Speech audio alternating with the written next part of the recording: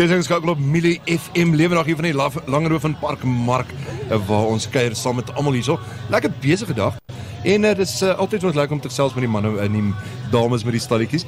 Saam met my op hierdie stadium hierso by ons stalletjie het ons vir Dalien van stalletjie 288 en is in Kiepersol. Vertel ons 'n bietjie meer oor jou besigheid. Goeiemôre. Baie dankie vir die geleentheid om bietjie my besigheid te bemerk. Ons stalletjie is elke Saterdag in Kiepersol 288. Ons doen laser cutting en UV printing. So jy kan enige iets kan ons vir jou maak uit hout. Ek kan ook graveer op leer, op glas, net nie op staal nie en enige iets uit hout.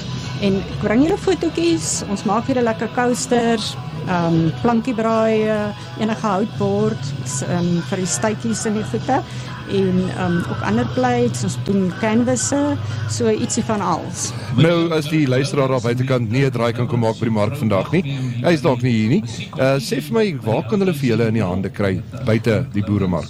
Deur die week is ek verwerk ook van my huis af, so ons woon in Van Lonsingel 94 in Figart Park. Julle kan daar 'n draai kom maak en my nommer is 083 269 3062. Ek sê vir jou baie dankie dat jy die draai gemaak het. Ek hoop jy het 'n fantastiese Saterdag verder. Baie dankie.